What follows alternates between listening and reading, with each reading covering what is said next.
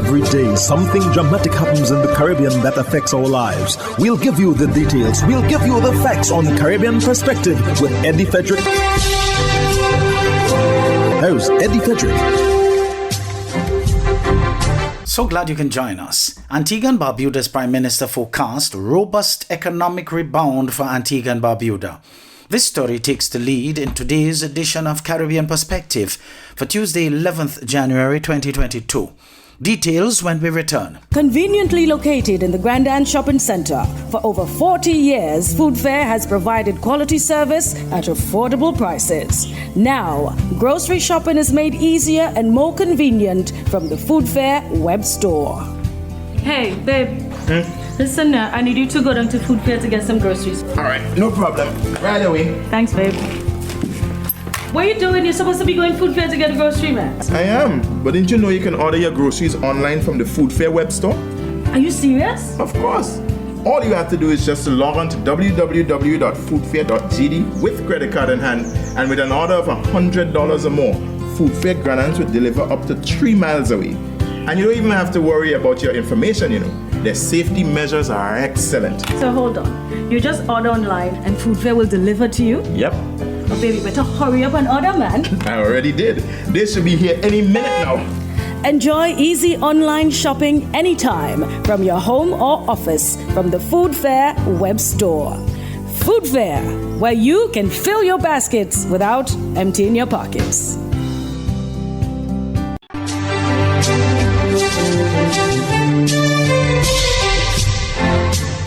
Welcome back. Prime Minister Gaston Brown forecast acceleration in Antigua and Barbuda's economic rebound. Jessica Russell of ABS News reports. We expect significant growth this year. We didn't do too badly last year. We grew by about 4%, but we think we can at least double that growth. Prime Minister Gaston Brown, who's also Finance Minister, says he anticipates the economy will grow by at least 8% this year. The 2022 budget will be geared at stimulating the economy, even if there's a fiscal deficit. I believe we'll be presenting another $1 billion budget, possibly running a deficit again. And it's important that we do so in order to stimulate the country's economy. We may have to increase our borrowings as well.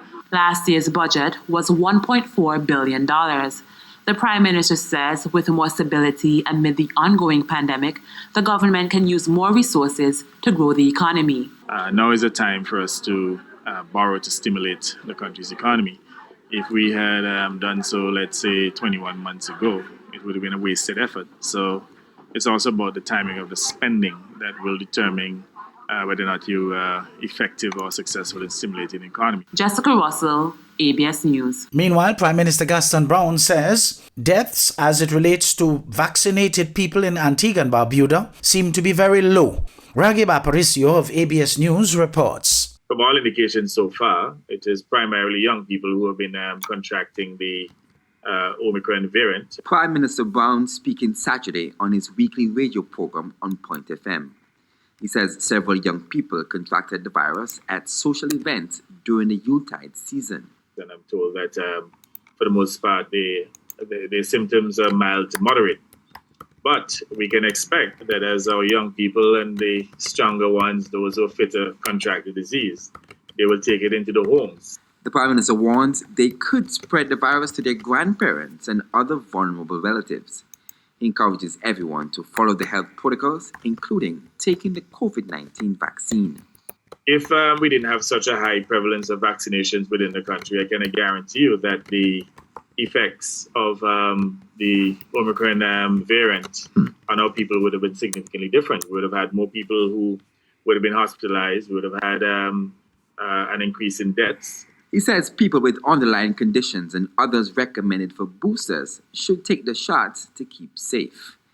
Jamie J. Roche, ABS News. There is a call for opposition parties in Barbados to come together to take legal action to force the authorities there to make provisions for COVID-19 positive patients to vote or delay the January 19th general election.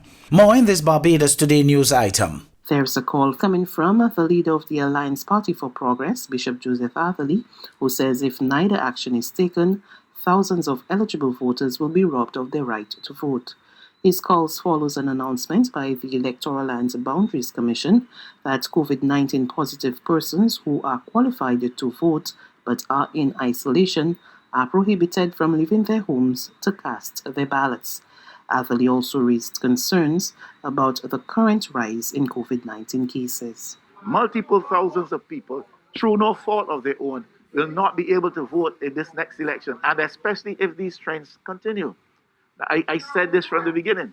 I had a meeting with the Electoral Boundaries Commission about 4 or 5 days ago, and I said it then. These people are not at fault. Now, if you're in the QEH hospital, you're lying on your back and so forth, you can't come out to vote. That is fine. We understand that.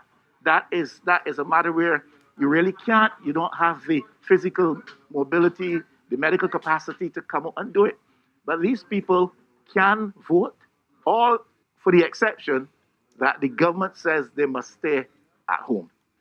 Now, I want you people to hear this and hear me carefully. I am no lawyer, but I believe that that is something that can be challenged. The Representation of the People's Act says that everything must be put in place, that people who are qualified to vote must be able to vote. The Constitution of Barbados says that any electoral law, and the Representation of the People's Act is an electoral law, any electoral law must be of such substance that every practical effort is made to facilitate people in the exercise of their right to vote. Bishop Atherley says Barbadians needed to stand up and take stock of the situation. I'm further calling on the opposition parties in Barbados to join me in mounting a protest to that. Whether we take legal action and ask for some kind of judicial review, my understanding as well is that the Constitution of Barbados suggests very clearly in the event of an emergency, an election date can be changed. And the government should be giving serious consideration to changing this election date. Now, a state of emergency is the circumstance in which that change can be made. And we are in the middle of a state of emergency, and we are in the middle of the pandemic, which brought about that state of emergency in the first place. This is a very serious matter. Meantime, at a COVID-19 update held on Wednesday, Prime Minister Mia Mottley gave no indication that the general election could be in jeopardy amid the rise in COVID-19 cases in the country. Instead, she again maintained that the challenges ahead must be tackled as one nation. And when people ask, well, why would you call an election now? I made the point that we are literally trying to fight these things as one nation. And that in those circumstances, it is critical that we put this behind us. And why? If there was any doubt about this being a marathon, the news in recent days of a variant coming out of France should tell us that we remain at risk and that there is no telling what continues to lie ahead of us as we go forward. We are not even good into Omicron, but we're talking about a new variant potentially.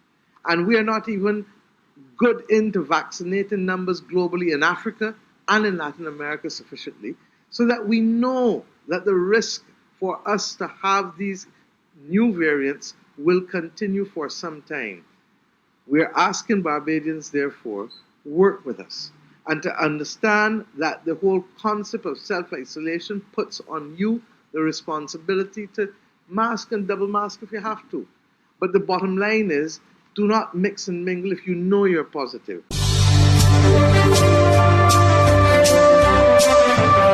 You're listening to Caribbean Perspective with Eddie Frederick.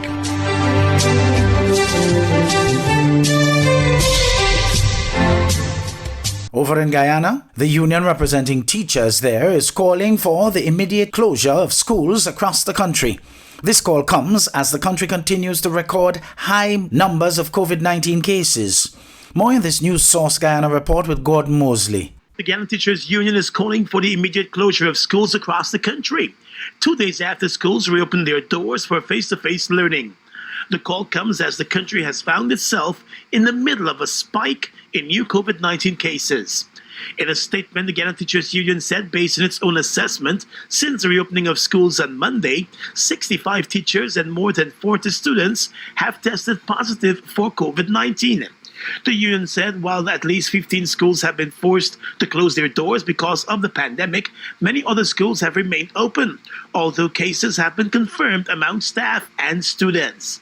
The GTU said based on visits to school, there are no social distancing guidelines being followed in many classrooms as students are seated close to each other, and in many cases, 2 students are sharing one bench. The GTU is demanding that schools be closed immediately to facilitate testing and sanitizing of the school environment. The union said while it understands the challenges presented by online learning and that reopening of schools for face-to-face learning is the preferred option, persons must also be mindful that a healthy nation is needed for progress. And finally, health authorities in the U.S. are urging schools to... Still on Guyana, it would seem as though the Central Executive Committee of the People's National Congress Reform has decided that its leader, Aubrey Norton, should also hold the reins of power as opposition leader and be afforded a seat in the National Assembly. Against this backdrop, Norton is expected to meet with current opposition leader Joseph Harman before next Wednesday. The details in this HGP Nightly News report with Kendall Richmond. Even with the present leader of the opposition, Joseph Harman, publicly stating that he will remain in his post, it would appear as though the central executives of the People's National Congress Reform have other plans.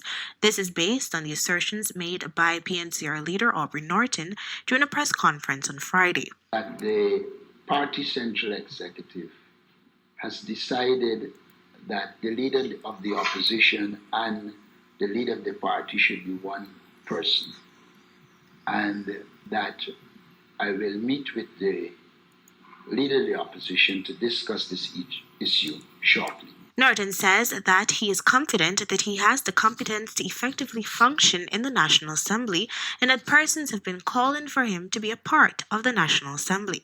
He further stated that if it is decided that he will replace Harman as opposition leader, there will still be a place for Harman. It is reasonable to conclude that I believe that there is a place for everyone in the party.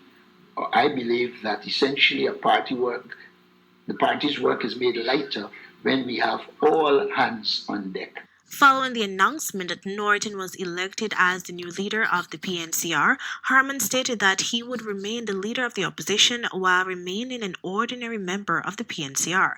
In justifying why he should remain the opposition leader, Harman stated that the post of opposition leader represents a larger sphere of more than 200,000 Guyanese voters, while the internal elections only represents 1,000 delegates. It was noted, however, that if the central executive decides that he has to step aside, then he will do so.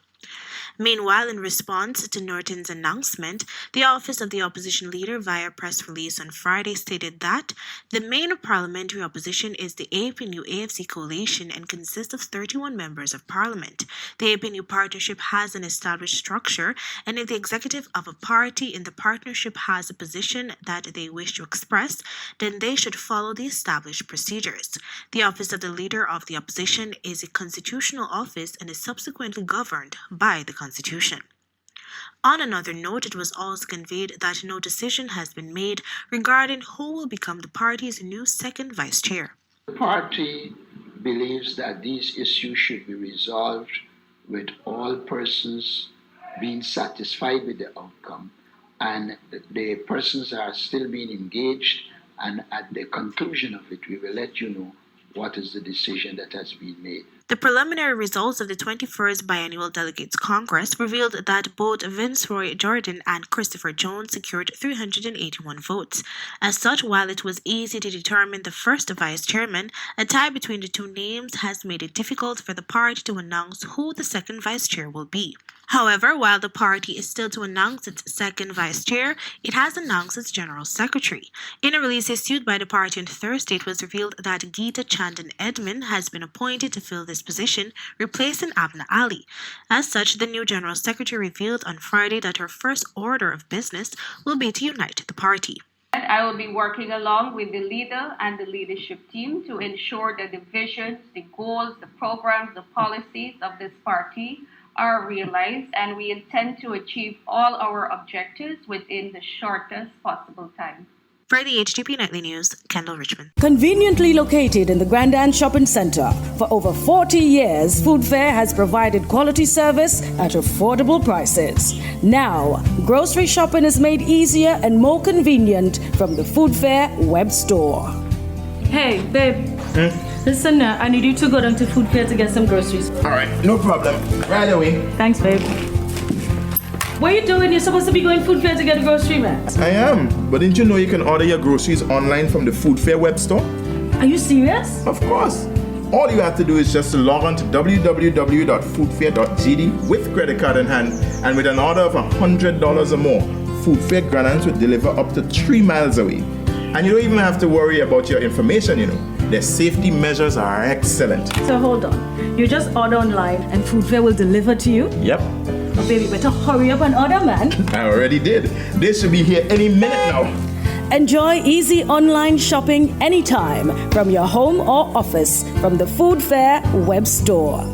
Food Fair, where you can fill your baskets without emptying your pockets.